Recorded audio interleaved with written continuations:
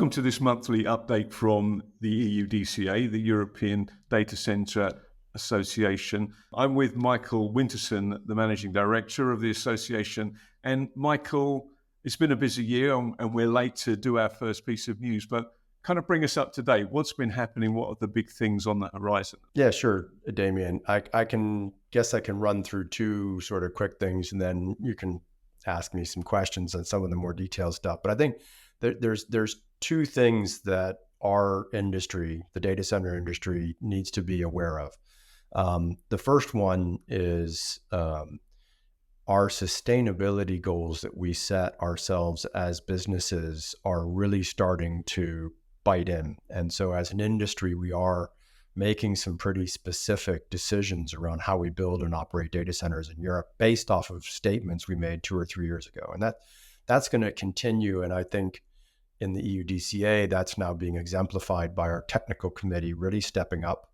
and really looking at problems of, if we want to reduce water usage, if we want to hit super low PUEs, what do we have to fundamentally do different?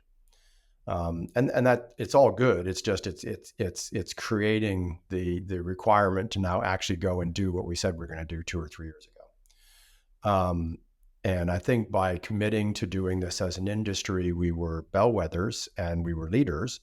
And other industries were probably looking at the tech industry going, wow, you guys are making some aggressive targets all on your own. Meanwhile, the biggest thing that's happened over the past couple of years is that the European Commission has decided that actually we need to regulate the technology industry to achieve these said sustainability goals. And that's captured primarily under a piece of legislation called the Energy Efficiency Directive, where data centers and data center operations are specifically called out and have to start delivering a set of data points. And this fundamentally changes our operating norm. We've normally operated below the radar, not to hide anything, but we just operated in that level because we were very unsexy.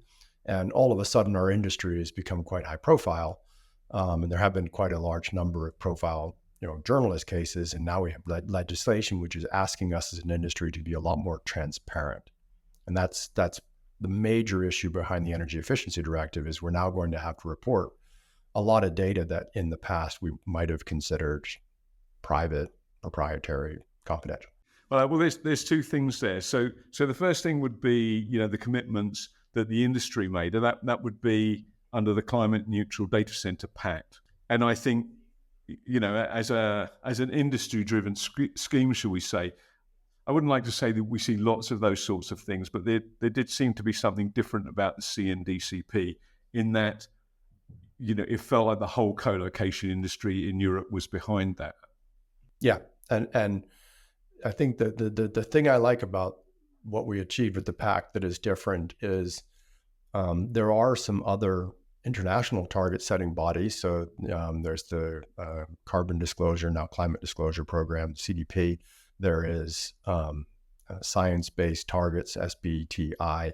And there are other things like, LEED or BREEAM certification on buildings for sustainability, but they're usually very specific. And so the first thing that I like about the pact is that we've actually taken up an idea that climate neutrality is not just your carbon footprint. It is a movable feast, and we are currently looking at new targets and new areas. And so we now are dealing with heat, water, waste electronics, access to renewable energies, and efficiency. So we have 5 key targets today. So that was a broad idea that I feel is unique. And then because we picked broad targets that generally gel with most of the IT industry, we got a very quick pickup. And I think we are comfortable, we haven't measured exactly, but we're comfortably in the 85 to 90% of all commercial data centers in Europe are now covered under the pact. And so it's a pretty good pickup. And I'm very proud of what we've achieved. Yeah, so it has the weight of the industry behind it, which I think is something to be proud of. Was there a sense that the CNDCP, I don't want to say anticipated EED, but tried to preempt regulation by showing that an industry could do something without the force of legislation to do that, to make that move? Well, and I guess probably the key element of this particular sort of news update from the European Data Center Association is the world of regulation is upon us. And we have to recognize that that fundamentally changes our industry being regulated in general.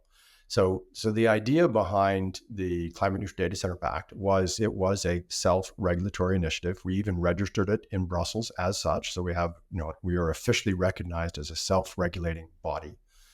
And we thought that would have been sufficient.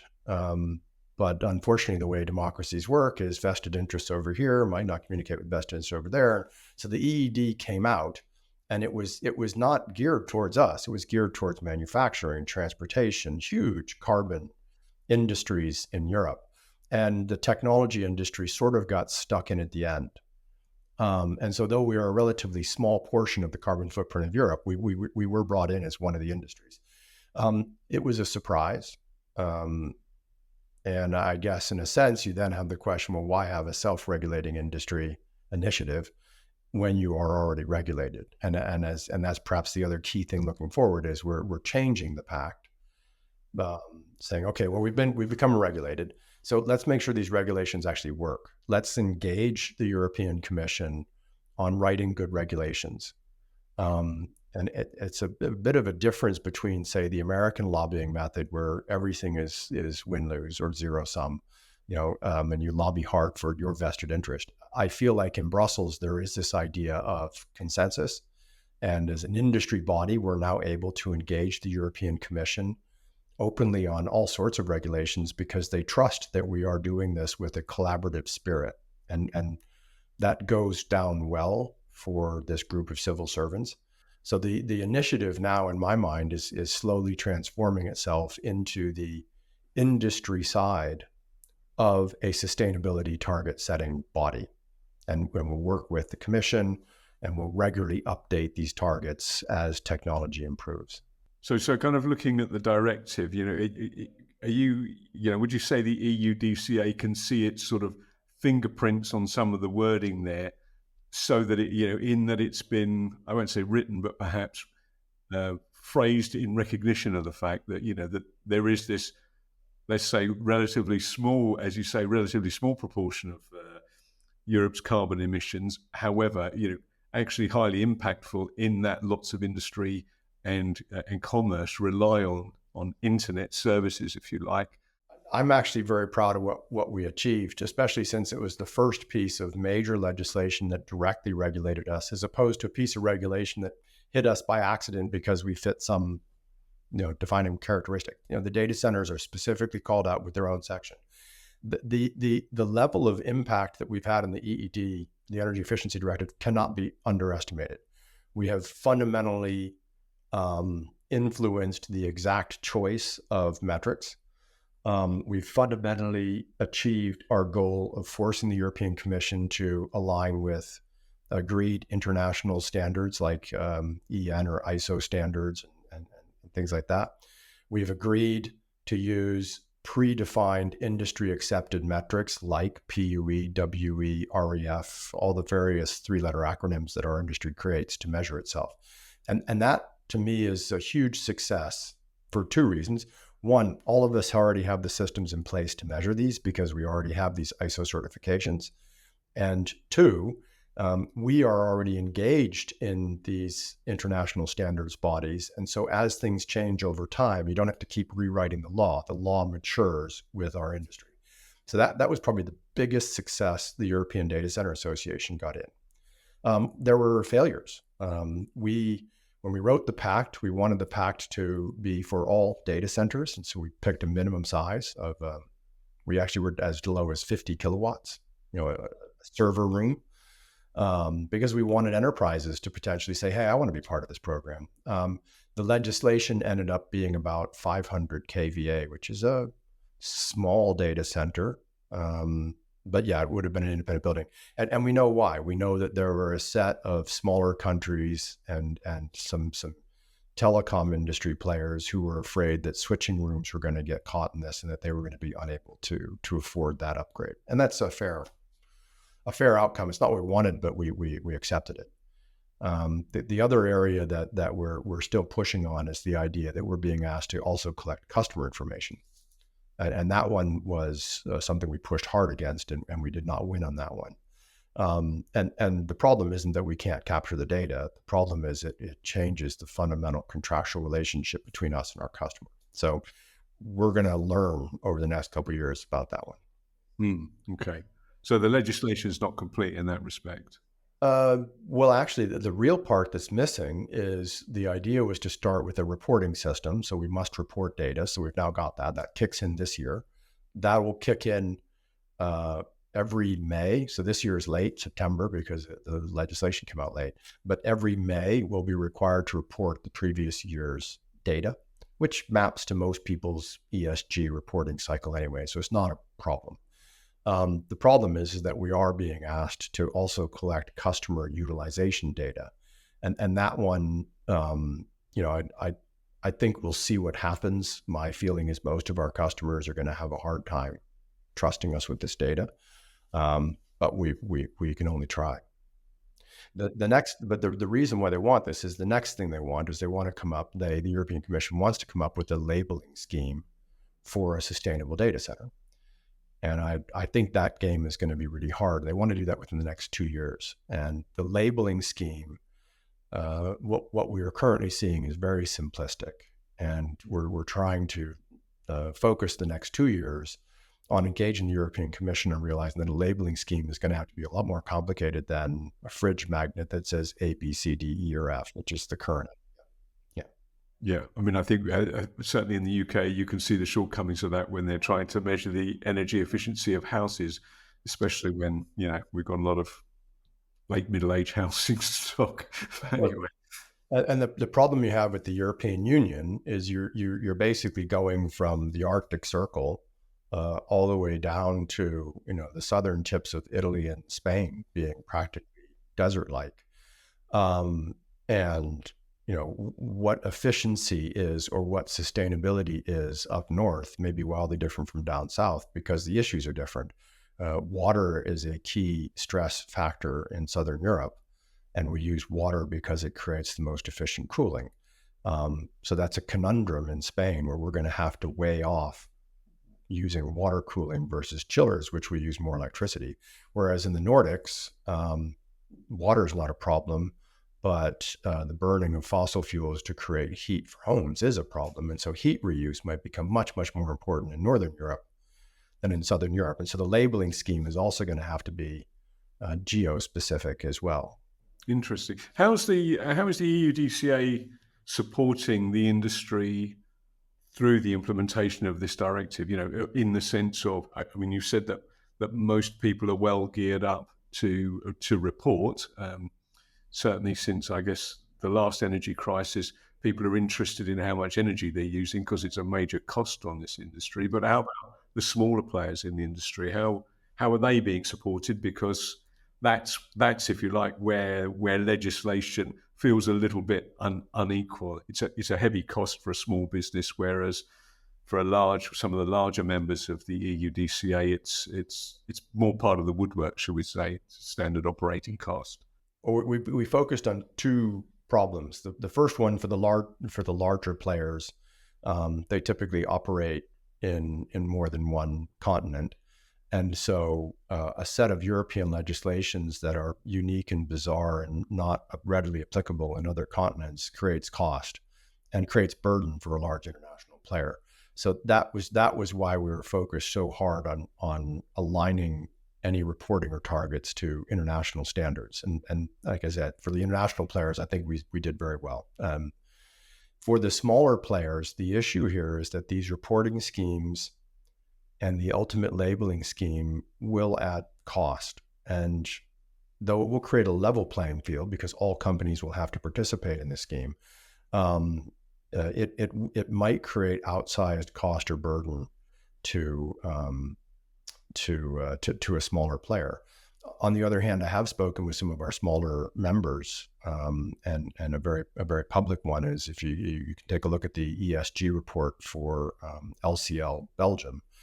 So this is a small independent player operating data centers exclusively in the country of Belgium, and they've actually embraced this system to effectively force a program of investment and reinvestment in existing buildings to bring them up to the standards. And they're using it as a marketing. And so frankly, for a small player, this could be a huge opportunity to specialize in your local market and go back to enterprises that have older data centers and say, well, look, I'm going to give you a data center that will map to these new regulatory requirements. Stop wasting your time keeping your 20-year-old data center running. So there's opportunity, but it's complex. Got you. I guess companies that are struggling to understand how EED, or certainly data center operators who are struggling to understand how EED might affect their business should contact the EUDCA or become members? Yeah. So what the EUDCA is doing as a public service is, if you will, is we're offering on our website to members and non-members an Energy Efficiency Directive resource center. There is some firewalled material, but a lot of it is available. But the other thing we did is we realized the complexity of Europe, and we said, okay, wait, so an Energy Efficiency Directive that comes out of Brussels is not a law. It is literally a directive. And by that, each country then has to go and implement that directive into its own national law. And so the other thing that we set up is we've contacted and have worked with all the national trade associations across Europe, of which for our industry, there now are these trade associations in practically every country in the EU. And we're working with them on making sure that the national implementation goes smoothly. So for a smaller person who's not a member, a smaller operator who's not a member of the European Data Center Association, love to have you, please join. But also you get indirect access through your own national trade association, who are all members. So start local maybe, and then think about, depending on what your ambition is for your service. And that was part of the European Data Center Association growing up and stopping aspiring to being all things to all people and say, well, we have a very specific purpose. And our very specific purpose is to keep our finger on the pulse of what's going on in Europe, to watch what's happening in the legislative environment and to advocate for our industry there. But we have zero ability to provide proper coverage in each individual member state of the European Union. And of course, related states like the United Kingdom, Switzerland, and Norway. So we are agreeing to partner with the national trade associations and provide support to each other. What's coming from Europe, and then from that country, we can go back to Brussels saying, "Hey, we're hearing this coming from this country. What are you doing about that?" And that it limits the European Data Center Association, but to me, it creates clarity and it makes it easier for members to choose where they want to put their membership money. And to that extent, to sort of show the seriousness of the EUDCA, there are board positions for members of NTAs or national trade associations, so that there is that top level engagement, sharing of information, shall we say. Yeah, so we'll always have a mixture of direct operators. That'll predominantly be 50 to 60% of the board. We'll have 3 permanent seats dedicated to national trade associations. And we're going to leave it to the national trade associations to define how they want to manage those seats. And then the rest of the seats are open to other member types, generally vendors. Got you. Okay. Well, thanks. That's a decent update. We want to come on to some different subjects, and I think they would be worthy of a later newsletter, but I don't think we can really sort of stop the conversation without having a brief word, shall we say, about AI and how it's impacting our constituencies in Europe. Yeah, so in a sense, we've talked about where we got to get to today. And I think when you raise AI, you're saying, okay, what's visible in our future and how's that going to impact us? So AI has two areas that we need to focus on. The first one is that AI, through its nature of our industry, when we go through these decadal or generational shifts in our industry.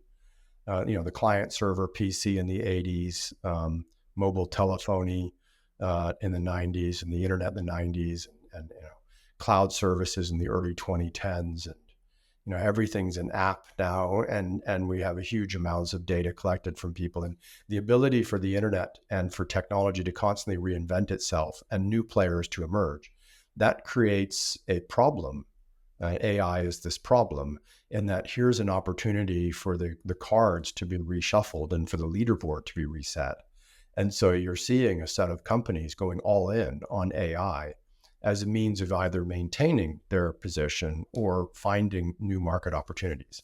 It's rough and tumble and raw capitalism at work.